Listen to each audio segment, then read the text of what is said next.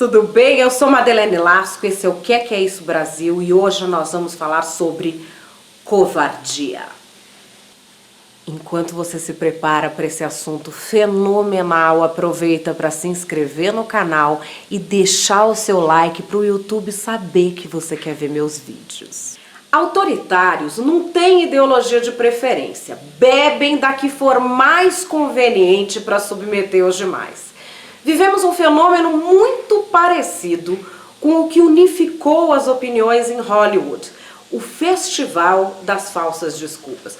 Você deve ter visto nos últimos dias um festival de liberais pedindo desculpas nas redes sociais, e geralmente é o mesmo teatro. O liberal emite uma opinião, uma horda de anônimos tenta destroçar a imagem da pessoa e ela, resignada, pede desculpas. Só que não existe pedido de desculpas sem arrependimento verdadeiro. Nos casos em questão, de que exatamente as pessoas estão se arrependendo? De nada. Elas estão com medo, porque perdem seguidores, porque suas famílias são ameaçadas por anônimos, porque suas vidas estão virando um inferno temperado por xingamentos. E é interessante que esses ataques não são contra adversários. Eles precisam ser dentro do ninho para manipular também a culpa. Não se pede desculpas, se finge pedir como sinal de submissão a um grupo sádico. Esse fenômeno da submissão ao ayatollahismo tem um antecessor muito parecido em Hollywood e eu vou recorrer a um episódio específico que é o suicídio do Robin Williams. Os autoritários estão bebendo aqui da mesma fonte de manipulação do politicamente correto, usada para constranger as pessoas a não pensarem fora daqueles limites. Poucas questões no mundo são mais polêmicas e intrigantes do que o suicídio, e quando envolve alguém famoso, principalmente pelo humor, é natural que todo mundo comece a se questionar. Só que 4 outros famosos tiveram de se agachar diante do politicamente correto, usando o teatro das falsas desculpas logo depois do suicídio do Robin Williams. O processo foi o mesmo. Eles deram uma opinião impopular, houve um clamor pelo linchamento público da reputação que escalou para a sede de sangue. E aí vira tudo uma arena romana em que o público tem prazer ao ver um ser humano completamente aniquilado.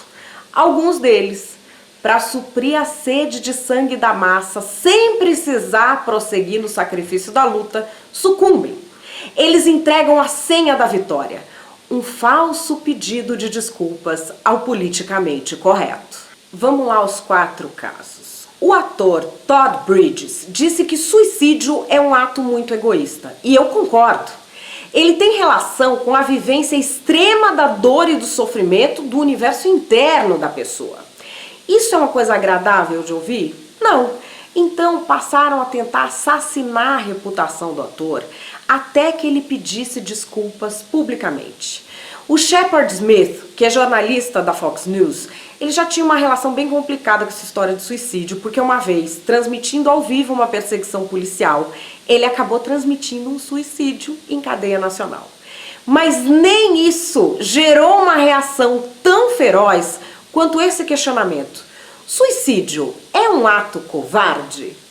Foi ele perguntar isso que uma massa raivosa atacou não só a reputação dele, mas também do canal de TV. E só parou diante do falso pedido de desculpas públicas. Tem outros casos ainda mais bizarros. O Gene Simmons, que é fundador do Kiss e não é conhecido por ter uma vida lá muito regrada, fez uma postagem sobre depressão e suicídio. Nem era sobre o Robin Williams, mas a horda politicamente correta já fez essa relação, começou a atacar o músico e só parou como? Pedido de falsas desculpas públicas. O jornalista Harry Robbins fez uma coluna no LA Weekly com um título bem sugestivo, Fuck Suicide.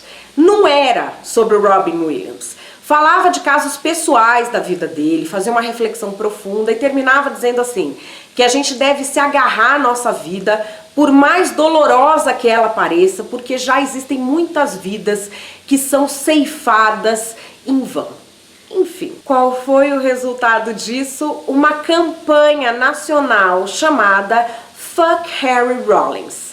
A barbárie se alimenta a cada vez que alguém se agacha diante de uma multidão que exige sangue ou desculpas públicas. O império do politicamente correto se solidificou pelo medo e pela manipulação das culpas, por falsas acusações em massa. As pessoas eram xingadas de machistas, racistas, elitistas, até que elas cansassem de ser alvos e se colocassem na mesma fileira de quem ataca. Se deu certo, é natural que surgisse outro grupo copiando, como tem gente fazendo agora. E é gente que usa também aquela mesma fórmula clichê de falar que representa o povo, como se o povo fosse uma massa amorfa e não uma coleção de indivíduos únicos com liberdade de pensamento. O politicamente correto conseguiu interditar a discussão para além das fronteiras que ele estabeleceu. Hoje, perfis anônimos manipulam pelo medo, pela culpa e pela sensação de pertencer a uma elite, um grupo enorme de pessoas dispostas a tudo para saciar a própria sede de agressividade. Engana-se quem pensa que existem nas redes sociais ondas espontâneas de ódio contra determinadas pessoas.